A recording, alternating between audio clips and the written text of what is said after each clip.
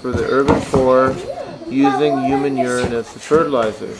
And they dilute it 1 part urine to 10 of water.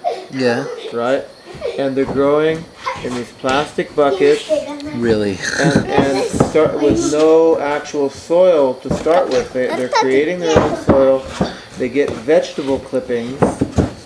Right? They, it's all explained there. They're getting, I don't know, like grass clippings from lawns or old leaves or whatever. And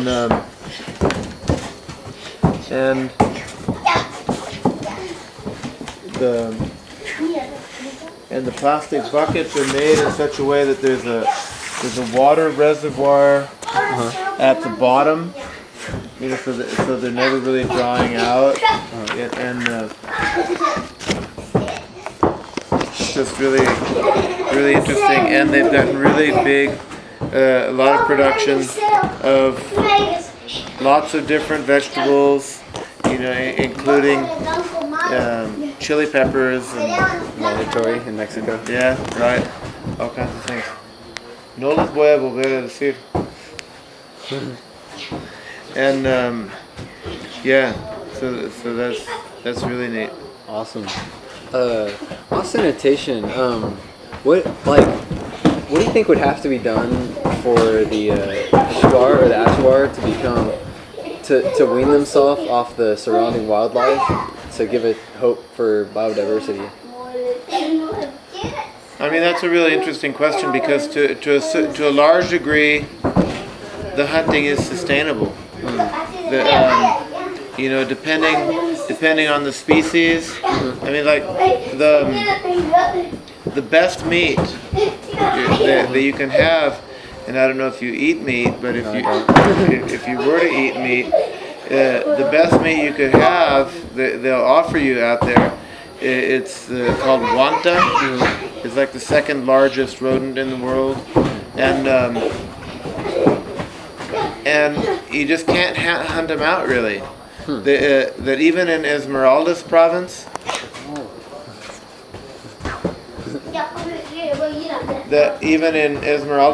on the coast, where it's pretty much all deforested and everything, the wantas are still there. Cool. It's what in English is called paca. It's the scientific name, agouti paca. And part of the thing is that they're semi-aquatic. They sort of live in streams, and I don't know, sort of make their little burrows or whatever in the banks of streams, and I don't know exactly. They come out and eat fruit in the forest and whatever. But as long as there's forest, they don't get wiped out, and a lot of the hunting of those and watusa, that in English it's called agouti, which is a confusion with the paca being agouti paca. Anyway, the genus Dasyprocta, which is also really good eating. They're a lot smaller than the pacas, but really good eating. But a lot of the hunting of those sorts of animals takes place in people's manioc fields. Yeah, because they attract the right. The animals are coming in to eat the manioc and whatever, So it's not like the people are going all over the place wiping out all the fauna in that case. And we've even hunted a number of these pacas here in Parque El Maere, really? On the edge of Puyo and whatever. We had some, it's like a couple weeks ago or something, and that one too was hunted where we have planted the manioc, right? And and so if we still get it here, right on the edge of town, and we're officially inside town now, then that's just a sign of how much that species can hang on. So a lot of it, in terms of sustainable hunting, I think it's a matter of consciousness raising about animals that are starting to get wiped out. You know, so like things like tapirs. Yeah. You know, tapirs are much more susceptible to getting hunted out. A lot of the game birds. Yeah, it's good. I don't hear any birds when I'm in the village. Oh yeah. During in the morning, like I only hear like a chirp here, a chirp there. Like it's much more in Austin. I mean, way more in a park in Belize than I was, where there weren't any people and there was no hunting. Right. Yeah, and I mean it is a big factor too. You know that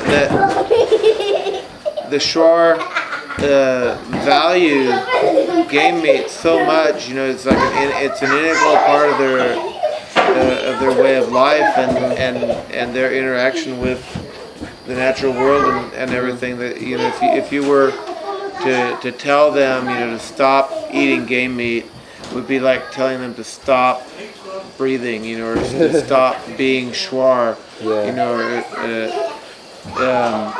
you know, and there might be ways to reduce it to some extent.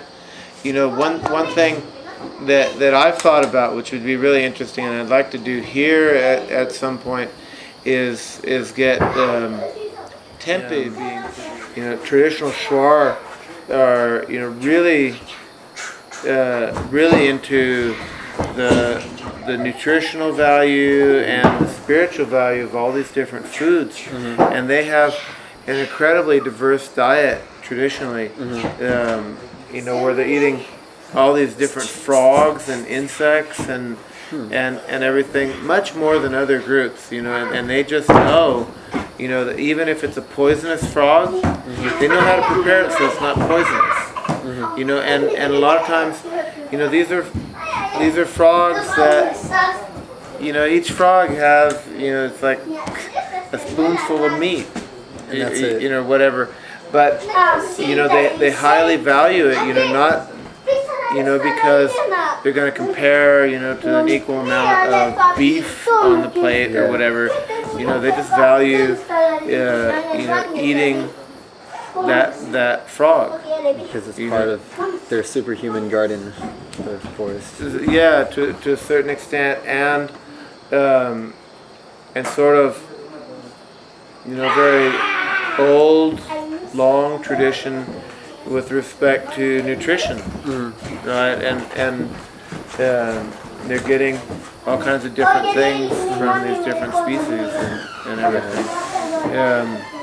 But as the population gets more dense due to the runways and the increasing quality of the health, you know, I worry about the biodiversity. You know.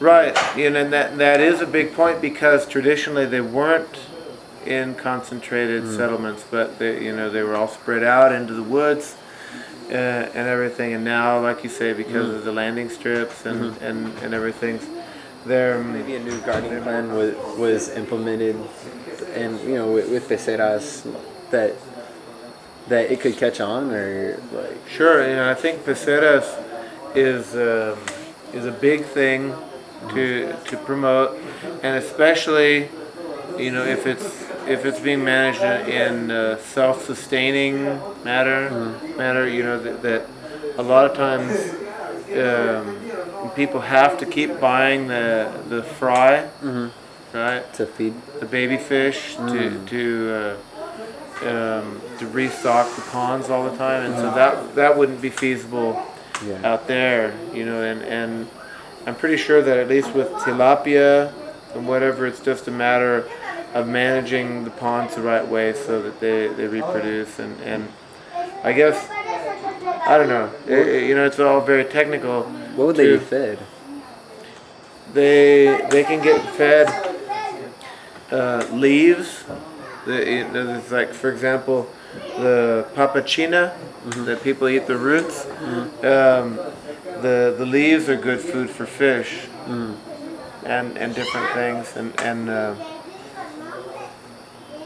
you know, so a lot of those things can be, you know, byproducts of human production. I hear in Thailand they have pigs that are over the fish farms, and they eat the feces. Yeah, Yeah, that's fairly common.